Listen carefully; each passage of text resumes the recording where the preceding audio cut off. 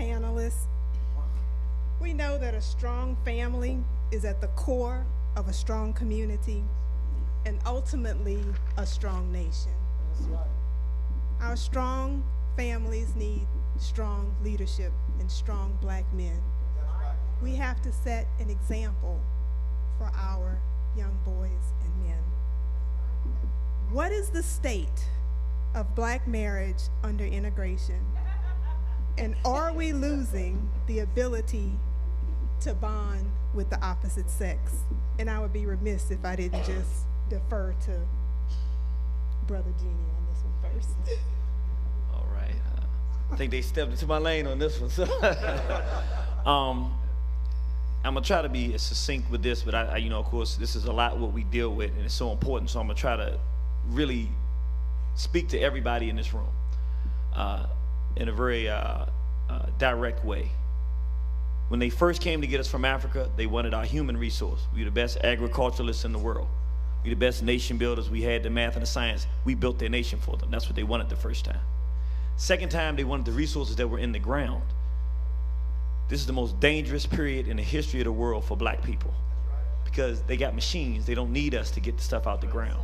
They want the land itself. They can move there. They have a cure to malaria, so they can live in that environment now. They don't need us to build anything for them because they've got the science and the math and the engineering in their books. So now the only thing is left is if we ever wake up and realize what they've done to us and decide that we're not going to allow this and rebuild ourselves, which means the end of their empire, the end of them. So that means that in order to prevent that, they need no more checks.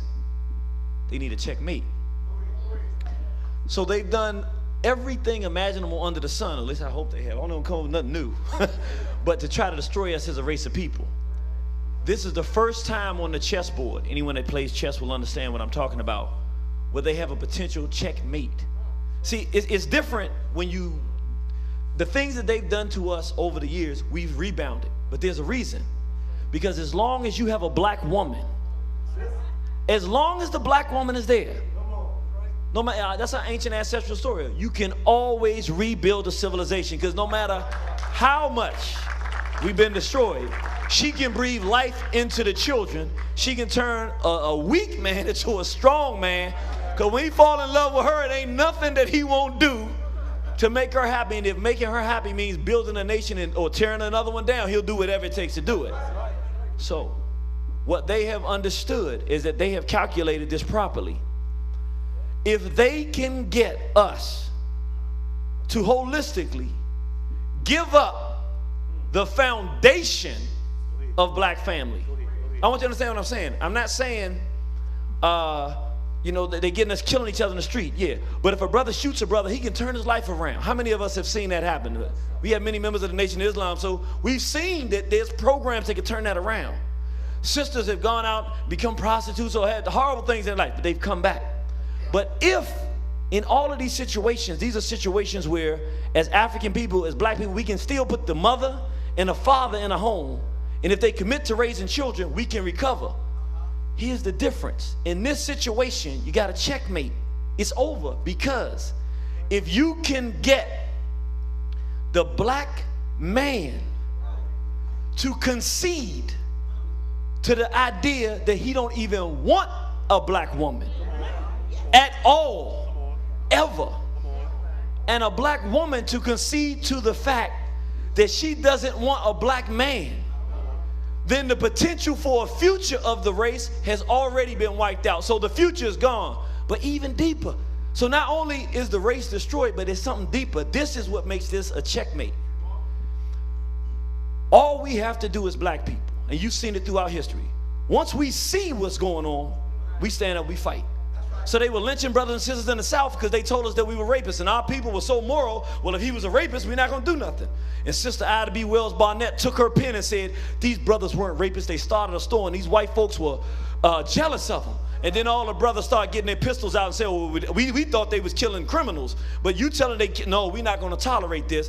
And the deacons of defense, we start standing up. In this situation, this is the danger. When you get a pedophile who will molest children in our families and destroy these families, when you get the homosexuals going through, the European no longer has to do any work. It's like the vampire movie. He bit them, And now he can work his interests of going around the world and doing whatever he wants to do, while his agents of destruction destroy the black family from within. So this is the last thing, and I'll wrap this up.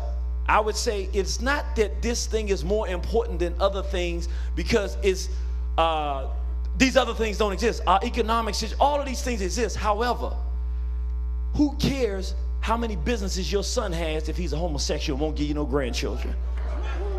How much do you care how much education your daughter has if she will not get a black man, not produce a black family, and not produce a future? So if we don't look at this for what it is, it's death, it's the end of the game, and make a decision that we're going to purge. Everybody can't make it. We got to have some standards, and these are just basic. We don't even want nobody dating outside the race. But we definitely not gonna let no men go with no men and women with women, or people mess with our children in our community.